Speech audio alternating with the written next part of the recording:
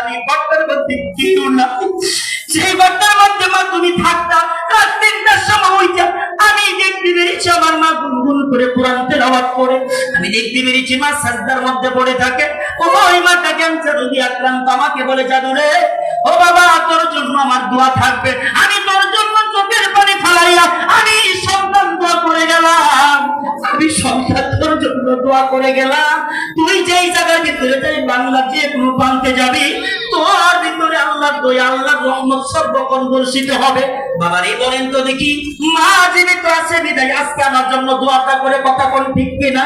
যেদিন থাকবো না ওদিন আমার লাগে আর দোয়া করা কেউ করবে না। কথা বলেন না কেন? এই কথা বল না কেন? বলে কথা বলে খুশি হইতা?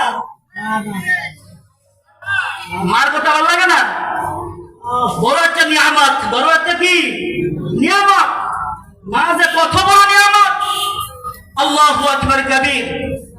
আমার নবী বলেন হুমা জান্নাতুকা হুমা নারুকা, তোমার মা বাবা তোমার জন্য